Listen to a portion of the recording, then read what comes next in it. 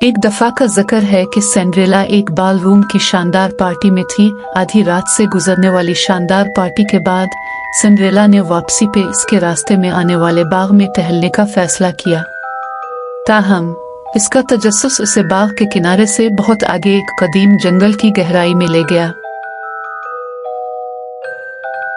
कुछ आगे जाके सिंड्रेला को एहसास हुआ कि वो रास्ता खो चुकी है। जाने पहचाने रास्ते चले गए, इनकी जगह दरख्तों और साए की भूलभुलैया ने ले ली। उसने पुकारा मगर उसकी आवाज जंग में ही कहीं खो गई। खौफ और हैरत की आमेजिश को महसूस करते हुए सिंड्रेला ने जंगल की गहराई में कदम रखा। अचानक एक हल्की सी चमक इसकी आंख पर पड़ी। ये दोस्ताना फायरफ्लाइज का एक ग्रुप था। इनकी रोशनियां ऊपर के सितारों की तरह टिमटिमाती थी।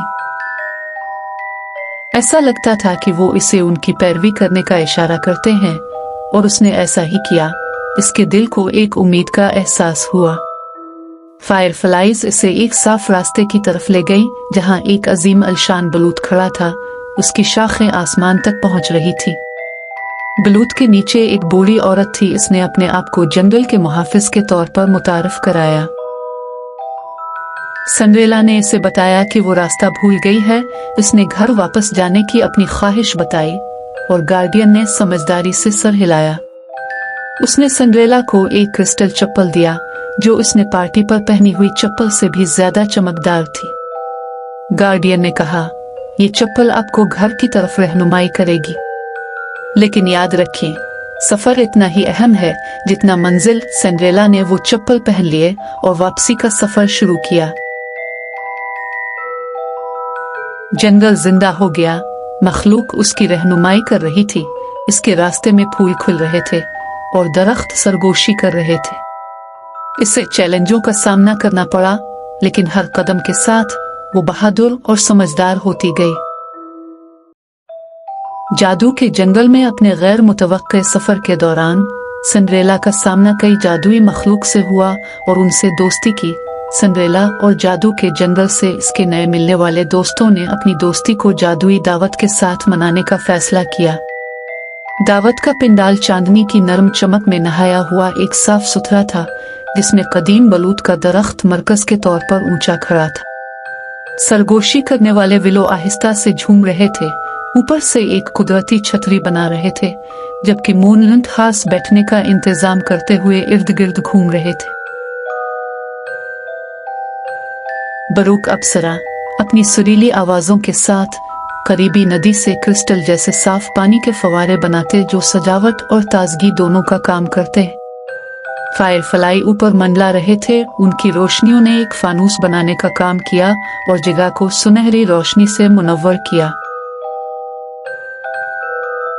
फूलों की फेरियां मेज को जंगल के सबसे खूबसूरत फूलों से आरास्ता कर रही थी, जिससे मुख्तलिफ खुशबुएं निकल रही थी।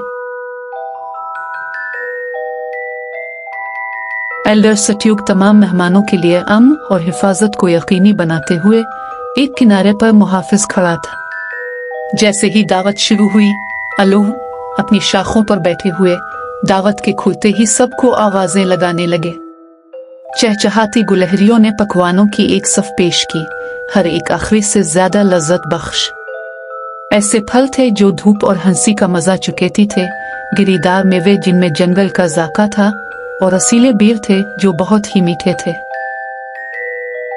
सिंड्रेला ने अपना गिलास टोस्ट में उठाया। जंगल के जादू और हम बांटने वाले बॉन्ड्स के लिए, उसने कहा। उसकी आवाज साफ और खुशी से भरी थी। मखलूक उसके टोस्ट से गूंज रही थी।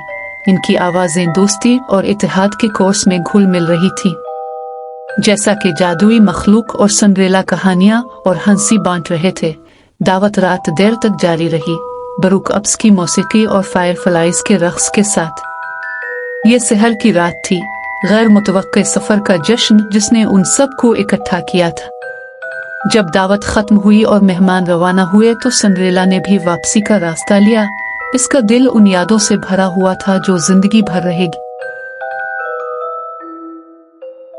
आखिरकार जैसे ही तुलू फजर ने आसमान को गुलाबी और सोने के रंगों से पेंट किया, सिंड्रेला ने खुद को जंगल के किनारे पर पाया। कला नजर में था। उसने महसूस किया कि उन जूतों ने न सिर्फ इसके घर की तरफ रहनुमाई की थी बल्कि इसने उसे हिम्मत, उम्मीद और अंदर का जादू भी सिखाया था।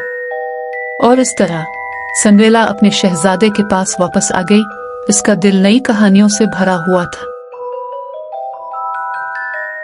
एक साथ वो अक्सर जादुई जंगल का दौरा करते थे, जो हैरत और मुहिम जोई की जगह है, जहां वो जानते थे कि थोड़े से जादू से कुछ भी मुमकिन है।